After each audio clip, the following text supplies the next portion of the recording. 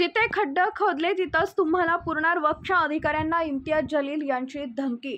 वक्फ बोर्डाच्या कार्यालयात घुसून इम्तियाज जलील यांनी अधिकाऱ्यांना दिल्या धमक्या। वक्फ बोर्डाच्या अधिकाऱ्यांना नागडे करून मैदानावर घेऊन जाण्याची धमकी। जिथं खड्डे खोदले तिथंच तुम्हाला पुरणार वक्फच्या अधिकाऱ्यांना इम्तियाज जलील यांची धमकी। छत्रपती संभाजीनगरातील वक्फ बोर्डाच्या जागेवर शासकीय बांधकाम करत असल्याची माहिती मिळताच जलील आक्रमक। जगह के मालिक वक्फ बोर्ड है और तुम अगर उसकी हिफाजत नहीं कर रहे हैं तो तुम्हारे के ऊपर पगार काहे के ऊपर खर्चा करनी चाहिए। रिश्तेदार है चेयरमैन के? चेयरमैन के रिश्तेदार नहीं है?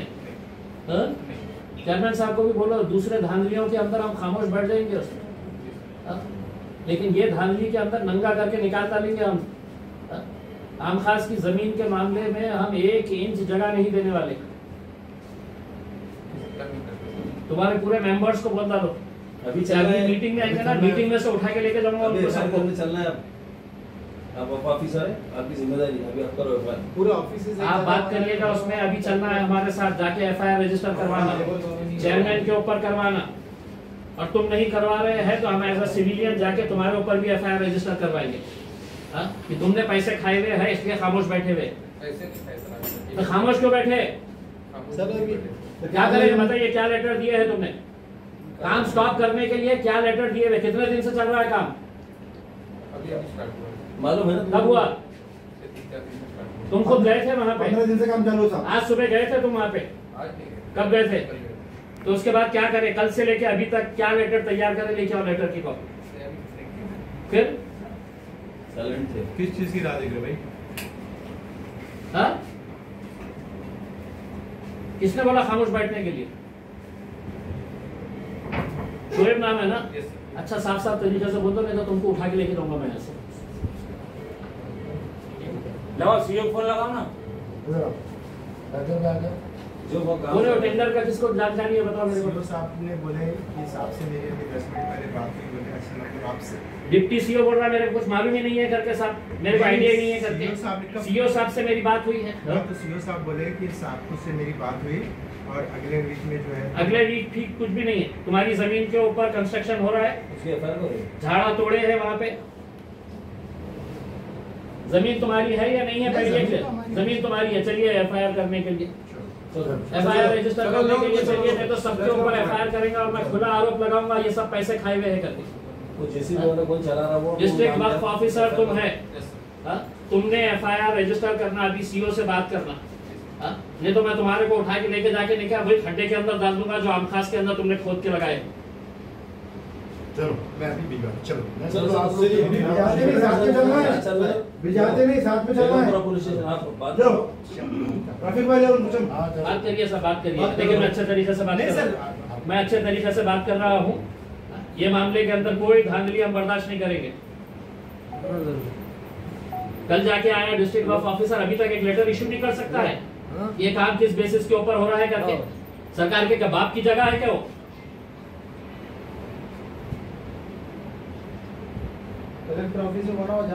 जो धांधलियां करने का है वो भीड़ में करो जाके यहाँ पे।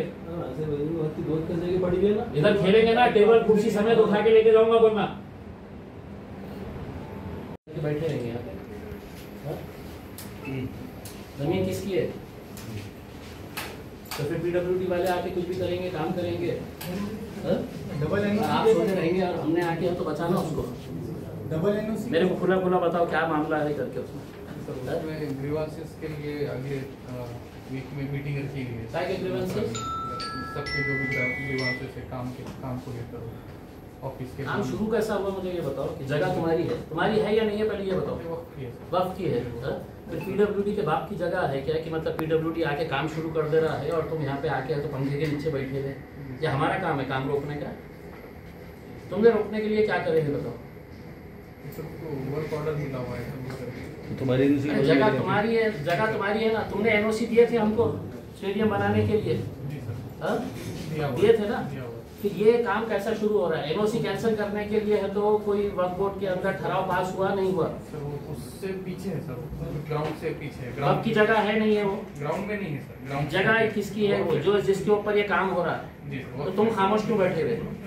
ग्राउंड को जगह लगने वाली कितनी तुमको मालूम है? तुमको कैसा मालूम है? ग्राउंड से हट के जगह अगर तुम्हारे पूरे मेंबर्स को लेकर नंगा करके है तो उसी ग्राउंड के ऊपर लेके जाएंगे। उसके अंदर अगर ये ग्राउंड के ऊपर अगर 1 इंच भी अगर वहाँ पे कंस्ट्रक्शन करे तो रुकाने का मेरा काम है। ये लोग काहे के लिए जाएंगे? चेयरमैन के रिश्तेदार नहीं है? चेयरमैन साहब को भी बोलो, दूसरे धांधलियों के अंदर हम खामोश बैठ जाएंगे उसमें, लेकिन ये धांधली के अंदर नंगा करके निकाल डालेंगे हम। आम खास की जमीन के मामले में हम 1 इंच जगह नहीं देने वाले। तुम्हारे पूरे मेंबर्स को बोल डालो। अभी चल रहा है, मीटिंग में आएंगे ना, मीटिंग में से उठा के लेके जाऊंगा अभी उनको सबको। में चल रहा है, किसी को कौन चला रहा वो डिस्ट्रिक्ट वक्फ ऑफिसर तुम है, तुमने FIR रजिस्टर करना, अभी CO से बात करना। नहीं तो मैं तुम्हारे को उठा के लेके जाके नहीं क्या वही खड्डे के अंदर डाल दूंगा जो आमखास के अंदर तुमने खोद के लगाए। चलो मैं अभी भिजवा चलो कल जाके आया डिस्ट्रिक्ट वक्फ ऑफिसर, अभी तक एक लेटर इशू नहीं कर सकता है। ये काम किस बेसिस के ऊपर हो रहा है करके? सरकार के क्या बाप की जगह है क्या वो?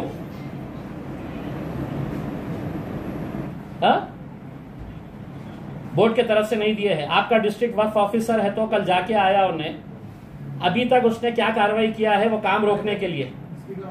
और अगर खामोश बैठने के कुछ पैसे लिया है तो बताइए कितना? अरे गवर्नमेंट गधे की। अब मैं मेरी बात सुनिए जुनैद साहब, ये प्रॉपर्टी बाकी दूसरे धांधलियां क्या करने का है उसके अंदर मैं बात नहीं कर रहा हूं। ये जमीन के अंदर क्या धांधली हुई है, आप काम रुकवाएंगे, अभी डिस्ट्रिक्ट वक्फ ऑफिसर को बोलेंगे, वरना मैं इसको कुर्सी समेत लेके जाऊंगा मैं पुलिस स्टेशन को। काय आहे की काही शिल्लक ओपन ग्राउंड्स राहिलेले आहे आपल्या शहरामध्ये, आणि आमखास मैदान जे आहे ना ते किती एक वर्षापासून याचा उपयोग फक्त खेळासाठी होत होता। उसमें आपण दिवसभर इथे बघितलं असेल की कुठेतरी कोणत्याही टूर्नामेंट, काही फुटबॉलचा असू द्या, क्रिकेटचा असू द्या किंवा दुसरे काही स्कूल्सचे एक्झिबिशन्स असू द्या, हे सगळं या ग्राउंडवरच होतं। आता आम्हाला अचानक हे कळवण्यात आलं की इथे वक्फ बोर्डांनी हे जमीन अलॉट केलेली आहे, त्याचं टेंडरही काढलं आणि त्या टेंडरप्रमाणे इथे 3 वक्फ बोर्डचे ऑफिसेस येणार आहे। याचा अर्थ हे आहे की अर्धी जमीन जे आहे वक्फ बोर्डाची, हे आमखास मैदानची, ते त्याचा उपयोग कशासाठी तर ऑफिसेस। आता 3 ऑफिसेस बांधणार, मग याच्यासाठी रास्ता देण्यात येईल। आता याच ग्राउंडवर एक स्टेडियम व्हायला पाहिजे, अनेक वर्षापासून इकडच्या लोकांची, शहरवासियांची मागणी आहे। वक्फ बोर्डाने आम्हाला NOC दिलेली आहे इथे स्टेडियम बांधण्यासाठी, आणि अब्दुल सत्तार जेव्हा मंत्री होते त्यांनी त्याचा सगळा प्रपोजल तयार केलेला आहे। आज नाही तर उद्या इथे स्टेडियम आम्ही बांधणारच, इथे स्टेडियम होणारच, पण गुपचूप असा प्रकारे तुम्ही इथे ऑफिसेस बांधण्यासाठी हे जागा घेत असेल तर आम्ही स्पष्ट शब्दात तुम्हाला सांगतो। मी आता वक्फ बोर्डच्या अधिकाऱ्यांना फोन करून सांगितलेलं आहे की 3 ऑफिसेस तर सोडा, 1 इंच जागा या आमखास मैदानवर आता आम्ही कुठल्याही प्रकारच्या कोणत्याही तुमच्या ऑफिसेससाठी, कोणत्याही कार्यासाठी आम्ही देणार नाही। म्हणून आम्ही त्यांना सगळ्यांना सांगितलेले आहे की जे तुम्ही लेवलिंग केलेले आहे, ते गड्डे केलेले आहे, आणि जे इतका जोरात काम सुरू होतं, म्हणजे असं की कोणीही याचा विरोध करायला नको, पण शहरवासियांचा आणि विशेषकर बुड्डी लाईनमध्ये राहणारे जे लोक आहे त्यांची मागणी आहे की इथे स्टेडियम व्हायला पाहिजे, आणि हे स्टेडियम आम्ही करणार आहे।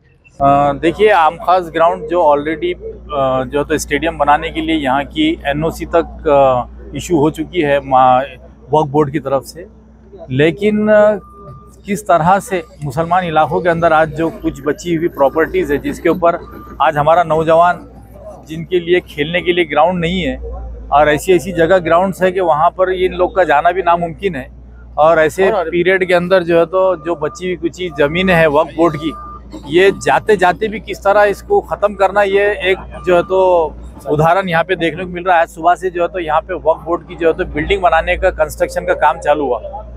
खास बात यह है कि इसका टेंडर कब हुआ, कहाँ हुआ, कितने का हुआ, कौन सी एजेंसी है, वो किसी को भी पता नहीं है, लेकिन ग्राउंड ख़त्म किया जा रहा है। तो उन्होंने ये समझ लेना चाहिए कि ये औरंगाबाद की शान है, ये आमखास जो ग्राउंड है ये औरंगाबाद की आन बान और शान है, और इसको किसी भी कीमत के ऊपर ख़त्म नहीं किया जाएगा इंशाल्लाह। यहाँ पर काम करने वालों को नहीं बल्कि पूरे प्रशासन को जो दिक्कत बाद में आएगी, पब्लिक से बढ़कर प्रशासन भी नहीं है, कॉन्ट्रैक्टर भी नहीं है, ना कोई मंत्री और संतरी होगा।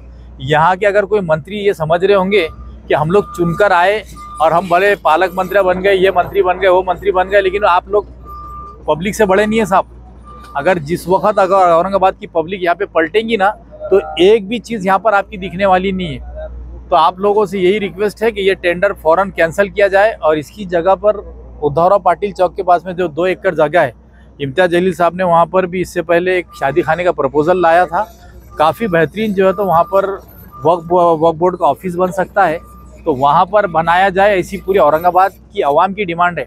अगर ये डिमांड को कबूल नहीं किया गया तो प्रशासन ने आवाम से भिड़ने की तैयारी रखना चाहिए, ऐसा मैं कहूँगा। अस्सलाम वालेकुम, मैं मुज़फ़्फ़रुद्दीन सिद्दीकी।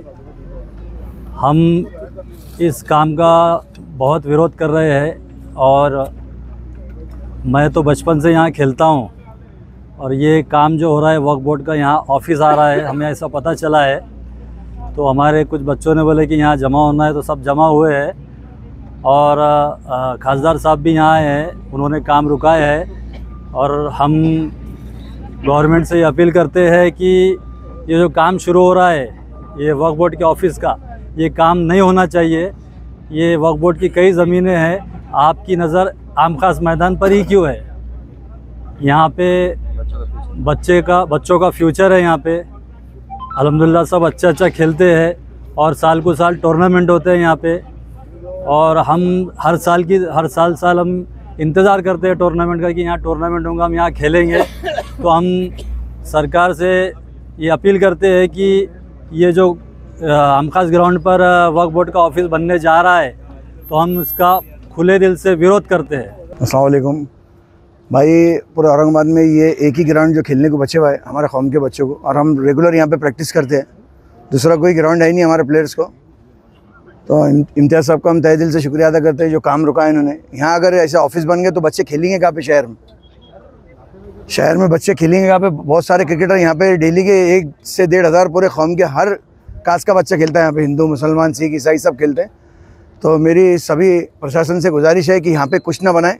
यहाँ पे क्रिकेट होता है, क्रिकेट को जिंदा रहने दे। ये आमखास ग्राउंड है, यहाँ से लेजेंड इंडिया को खेले हुए इकबाल सिद्दीकी, यहाँ से बहुत बड़े बड़े प्लेयर निकले हुए हैं। यहाँ फुटबॉल भी बहुत होता है, तो यहाँ फिटनेस ही होता है और कुछ नहीं होता। यहाँ पे फिटनेस के अलावा कोई चीज़ नहीं होती है ग्राउंड पे। तो प्रशासन से ये मेरी गुजारिश है कि यहाँ कोई ऑफिस ना बने, सिर्फ और सिर्फ यहाँ स्टेडियम बने। और इम्तियाज़ साहब का हम तहे दिल से शुक्रिया अदा करते हैं जिन्होंने आके ये काम रुकाया। बहुत बहुत शुक्रिया। और पुरजोर से विरोध करते हैं इस चीज़ का, क्योंकि अब हमारे लिए जो बचा है आमखास मैदान ही बचा है खेलने के लिए, और हम लोग को कुछ ज़्यादा काम धंधे है नहीं, बस खाली घर से तो आमखास पर और आमखास से घर पर। हमारी तकरीबन ज़िंदगी आमखास पे गुजर रही है। और जब ये साफ़ सफाई का काम चलो तो हमको लगा कि शायद ग्राउंड को बड़ा करना चाह रहे हैं, लेकिन बाद में जब ग्रुप में मैसेजेस आए कि यहाँ पर कुछ ऑफिस बनने वाले हैं, तो हम लोग आए यहाँ पर सब जमा होकर। आपली माणसं आपलं दुकान, श्री स्वामी समर्थ क्लॉथ आणि मॅचिंग सेंटर, तसेच श्री स्वामी समर्थ एंटरप्राइजेस होलसेल कापड दुकान। अकोलेकरांच्या पसंतीस उतरलेलं कापड विश्वातील लोकप्रिय नाव म्हणजे श्री स्वामी समर्थ कापड दुकान। मनमोहक वस्त्रालंकार, वाजवी किंमत आणि विनम्र सेवा। 6 वार साडी, 9 वार sari, Banarasi silk, suiting, shirting, Manchar टोपी, टॉवेल, शाल, नॅपकिन, फेटा, इनरवेअर आदी साहित्य एका छताखाली। लग्न बस्त्यासाठी खास अद्ययावत व्यवस्था, तसेच लग्न बस्त्यावर ट्रॉली बॅग फ्री। लहान मुलांच्या असंख्य व्हरायटीजचे मनमोहक कपडे। महिलांसाठी होलसेल स्वतंत्र साडी विभाग, तसेच स्वतंत्र लेडीज आणि जेंट्स विभाग। एक वेळ अवश्य भेट द्या, खरेदी करा मनमोहक वस्त्र आणि खुलवा आपलं सौंदर्य। आमचा पत्ता शाखा नंबर 1, श्री स्वामी समर्थ क्लॉथ व मॅचिंग सेंटर, अगस्ती कॉम्प्लेक्स, पहिला मजला, बाजार तळाजवळ, अकोले, तालुका अकोले। आणि शाखा number 2, Shri Swami Samarth enterprises wholesale कापड दुकान, भिंगारे गोडाऊन शेजारी, दत्त मंदिर रोड, कचेरी परिसर, अकोले। प्रोप्रायटर बेनके बंधू। संपर्क 75 88 51 31 33 आणि 024 24 22 33 24।